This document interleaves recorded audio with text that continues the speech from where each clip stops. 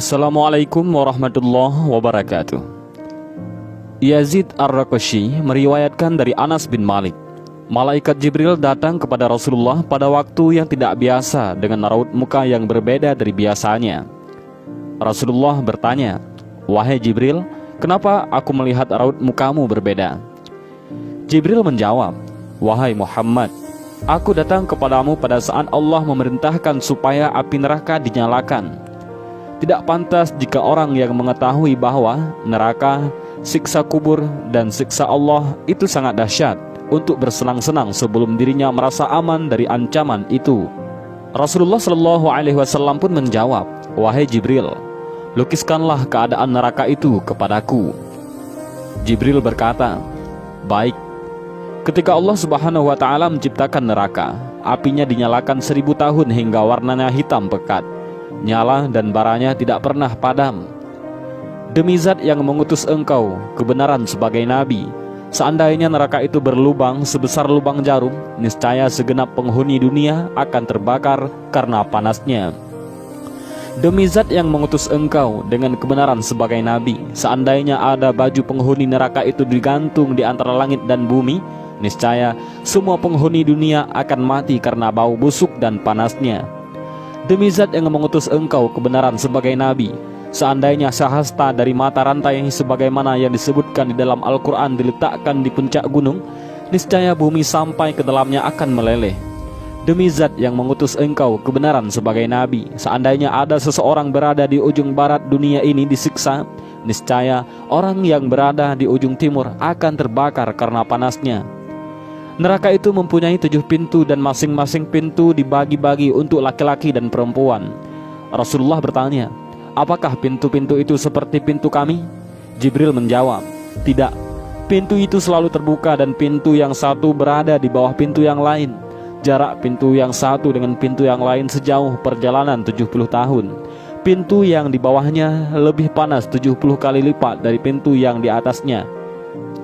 Musuh-musuh Allah diseret ke sana dan jika mereka sampai di pintu itu, malaikat Zabaniyah menyambut mereka dengan membawa rantai dan belenggu. Rantai itu dimasukkan ke dalam mulutnya dan keluar dari duburnya. Sedangkan tangan kirinya dibelenggu dengan lehernya dan tangan kanannya dimasukkan ke dalam dada hingga tembus ke bahu. Setiap orang yang durhaka itu dirantai bersama setan dalam belenggu yang sama. Lantas diseret wajahnya tersungkur dan dipukul oleh malaikat dengan palu.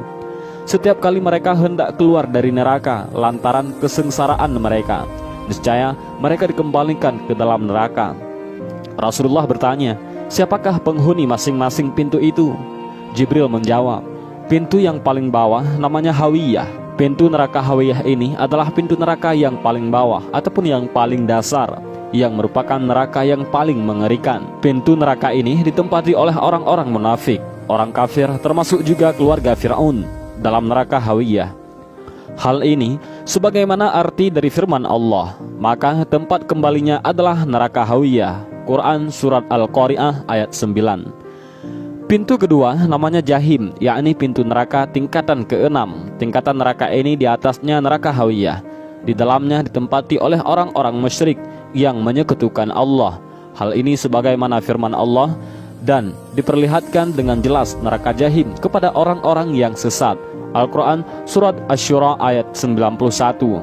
Pintu ketiga namanya Sakor, tempat orang-orang Sabi'in, merupakan pintu neraka pada tingkatan kelima. Di dalam pintu itu ditempati oleh orang-orang yang menyembah berhala atau menyembah patung-patung yang dibuat bangsanya sendiri.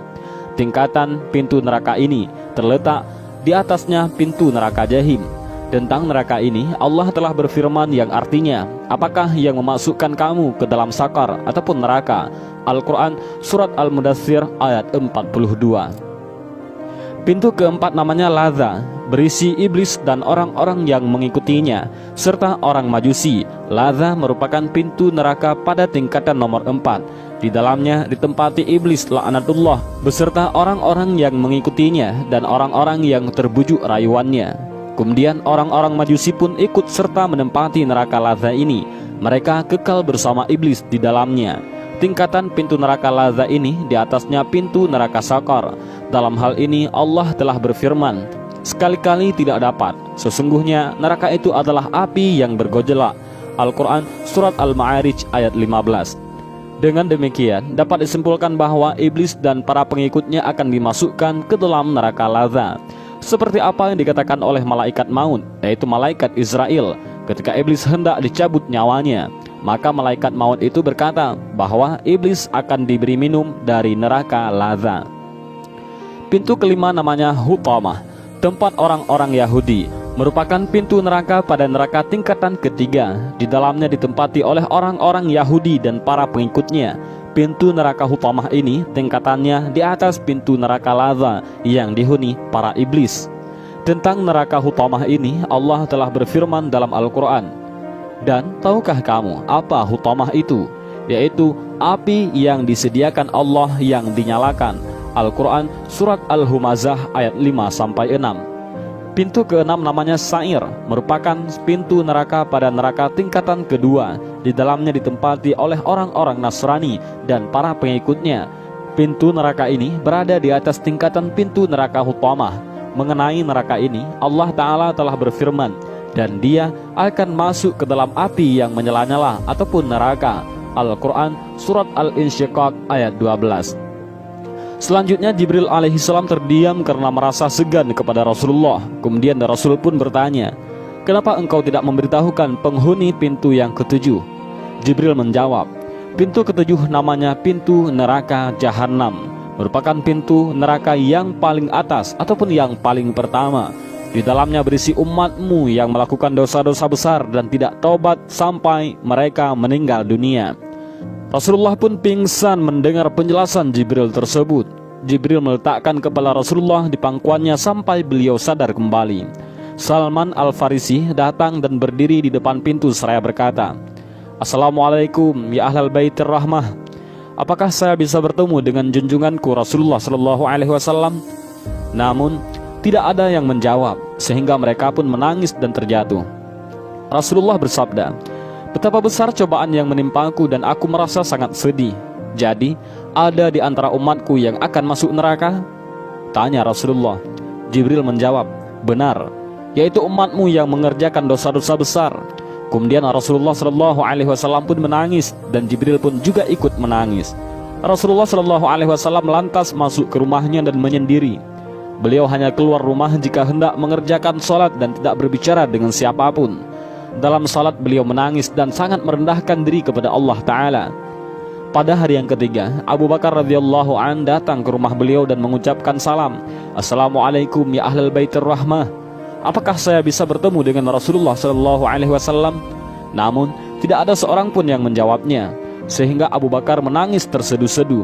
Umar radhiyallahu an datang berdiri di depan pintu seraya berkata, "Assalamualaikum ya ahlal baitir rahmah. Apakah saya bisa bertemu dengan Rasulullah?" Namun tidak ada seorang pun yang menjawabnya, sehingga Umar lantas menangis tersedu-sedu. Kemudian Salman bangkit dan mendatangi rumah Fatimah. Sambil berdiri di depan pintu, ia berkata, "Assalamualaikum wahai putri Rasulullah." Sementara Ali radhiyallahu an sedang tidak ada di rumah. Salman lantas berkata, "Wahai putri Rasulullah, dalam beberapa hari ini Rasulullah suka menyendiri.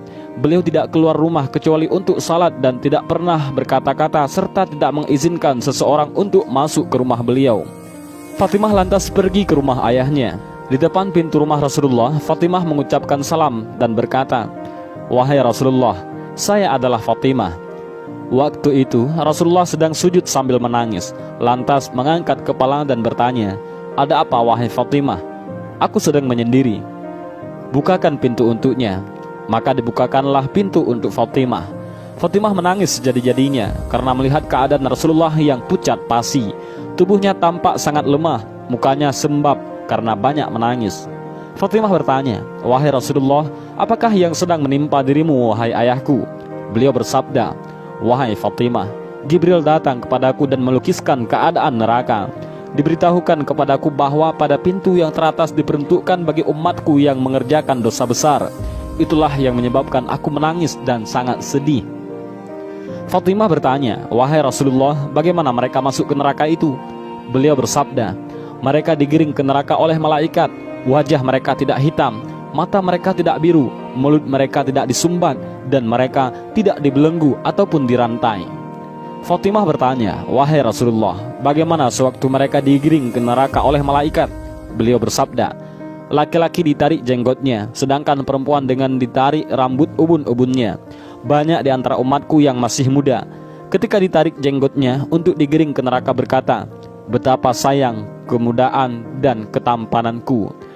Banyak di antara umatku yang perempuan ketika ditarik ke neraka berkata, 'Iya, sungguh aku sangat malu.'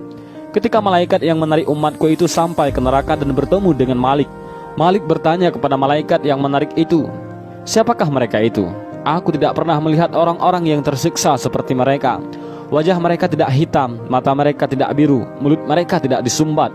Mereka tidak dibaringkan dengan golongan setan, dan mereka tidak dibelenggu atau diikat lehernya.' Malaikat itu menjawab, 'Kami diperintahkan untuk membawa mereka kepadamu dalam keadaan seperti itu.' Malik berkata kepada mereka, 'Wahai orang-orang yang celaka, siapakah sebenarnya kalian ini?' Dalam hadis lain disebutkan bahwa ketika mereka ditarik oleh malaikat, mereka selalu menyebut-nyebut nama Muhammad. Ketika mereka melihat Malik, mereka lupa untuk menyebut nama Muhammad SAW karena seramnya malaikat Malik. Mereka menjawab, 'Kami adalah umat yang diturunkan Al-Quran kepada kami dan termasuk orang yang mengerjakan puasa pada bulan Ramadan.' Malik berkata, 'Al-Quran hanya diturunkan untuk umat Muhammad SAW.' Ketika mendengar nama Muhammad, mereka berteriak seraya berkata, 'Kami termasuk umat Muhammad SAW.' Malik berkata kepada mereka, 'Bukankah di dalam Al-Quran ada larangan untuk mengerjakan maksiat-maksiat kepada Allah Ta'ala?' Ketika mereka berada di tepi neraka dan diserahkan kepada malaikat Zabaniyah, mereka berkata, 'Wahai Malik, izinkanlah kami untuk menangisi nasib kami.' Malik mengizinkannya, dan mereka lantas menangis dengan mengeluarkan darah. Malik lantas berkata, 'Alangkah baiknya seandainya tangis ini kamu lakukan sewaktu berada di dunia. Seandainya sewaktu di dunia kamu menangis seperti ini karena takut kepada siksaan Allah, niscaya sekarang ini kamu tidak akan masuk neraka.' Malik lalu berkata kepada Zabaniyah, 'Lemparkan mereka ke dalam neraka.' Ketika mereka dilempar ke dalam neraka, mereka berseru secara serempak dengan mengucapkan kalimat La ilaha illallah, sehingga api neraka langsung menjadi padam. Kemudian Malik berkata, 'Wahai api, sambarlah mereka.' Api itu menjawab, 'Bagaimana aku menyambar mereka sementara mereka mengucapkan kalimat La ilaha illallah?' Malik berkata lagi kepada api neraka, 'Sambarlah mereka.' Api itu menjawab, 'Bagaimana aku menyambar mereka sementara mereka mengucapkan kalimat La ilaha illallah?' Malik berkata lagi, 'Benar, namun begitulah perintah Allah Arash.' Kemudian api itu menyambar mereka. Di antara mereka ada yang disambar sampai 2 telapak kakinya, ada yang disambar sampai 2 lututnya, ada yang disambar sampai lehernya. Ketika api itu akan menyambar muka, Malik berkata, 'Jangan membakar muka mereka, karena dalam waktu yang cukup lama mereka bersujud kepada Zat yang Maha Kuasa.' Dalam Al-Quran, Allah telah mensifati neraka Jahannam. Sesungguhnya neraka itu melontarkan bunga api sebesar dan setinggi gunung. Al-Quran Surat Al-Mursilat ayat 32. Dan sesungguhnya Jahannam itu benar-benar tempat yang telah diancamkan kepada mereka, yaitu pengikut-pengikut setan semuanya. Al-Quran Surat Al-Hijr ayat 43. Dari hadis kudusi, bagaimana kamu masih bisa melakukan maksiat sedangkan kamu tak dapat bertahan dengan panasnya terik matahariku? Tahukah kamu bahwa neraka Jahannam itu mempunyai 7 tingkat? Setiap tingkat mempunyai 70.000 daerah. Setiap daerah mempunyai 70.000 kampung. Setiap kampung mempunyai 70.000 rumah. Setiap rumah mempunyai 70.000 bilik. Setiap bilik mempunyai 70.000 kotak. Setiap kotak mempunyai 70.000 batang pokok zarkum. Di bawah setiap pokok zarkum mempunyai 70.000 ekor ular. Di dalam mulut setiap ular yang panjang 70 hasta mengandung lautan racun yang hitam pekat. Juga di bawah setiap pokok zarkum mempunyai 70.000 rantai. Setiap rantai itu diseret oleh 70.000 malaikat. Dan inilah gambaran tentang neraka Jahannam yang dikisahkan oleh Jibril kepada Rasulullah SAW hingga membuat Rasulullah SAW menangis sejadi-jadinya. Dan mudah-mudahan dengan video singkat ini bermanfaat. Wallahu a'lam bishawab. Assalamualaikum warahmatullahi wabarakatuh.